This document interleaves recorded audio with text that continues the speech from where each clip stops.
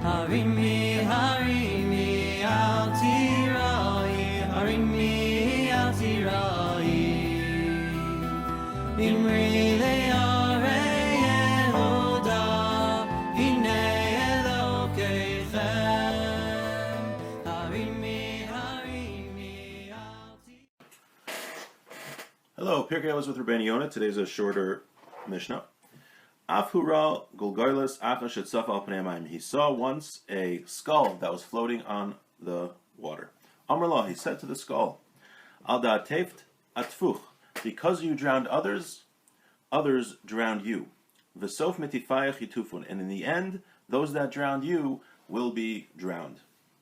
Let's see what Rabeinu Yonah says. Rotzalim, what does this mean to say? Al sheharakta v'garamta lahatzif gulgolos hanerag.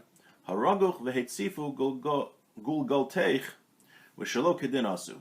So since this, he was saying to this skull, since you were a person that killed somebody and caused that person to drown, what happened, your end was that you were drowned, because a person gets judged mida keneged mida.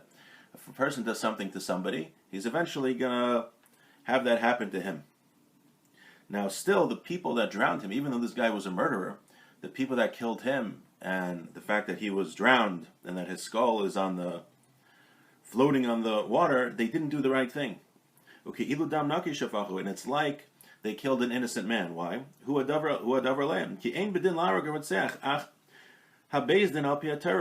you're not allowed to go just kill murderers. If someone murders someone, you have to go to court. There's a court system in the Torah. They have to go to Bezdin.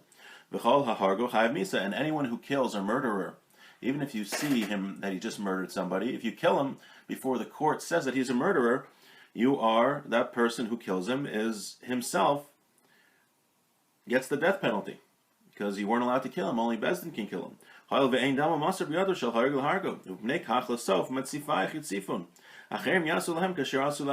because of that, those that killed the murderer, they're eventually going to get killed, because they weren't allowed to kill the person. That's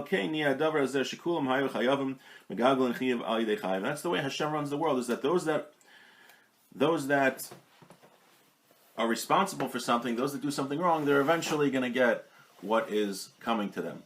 So this murderer who he was speaking to, whose skull was floating in the water, even though he deserved to die because he murdered somebody, those that killed him are still going to be held responsible because they didn't do the right thing. You're only supposed to kill someone with Bezdin. Bezdin has the right to kill someone, but nobody else.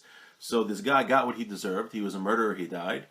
But that doesn't mean that the people who killed him, even though in a way Hashem wanted this person to be killed, but since they didn't do it in the proper way, they themselves suffered or will suffer that same end. They will be killed, because it was like they killed an innocent man, since this person was not paskined on by Bezdin. Bezdin, the Jewish court, the rabbinical court, did not decide on him. He didn't have a trial which decided that he had to be killed. But the idea from this Mishnah is that when someone does something, right, what goes around comes around, basically. That there's mida keneged mida, that if a person does something bad, eventually he's going to suffer for it, whether it's in this world or the next. And the person who inflicts that punishment also don't think that because this guy's a murderer, he did something bad, and you did something bad to him, that you're going to be okay because you didn't have a right to do it. It all depends what the Torah says you're allowed to do. And only when Bezdin, when the rabbinical court says a person's allowed to kill someone, is he allowed to do that. Okay, a shorter Mishnah today, but don't worry, because next time will be a longer Mishnah. Wishing everyone a great day.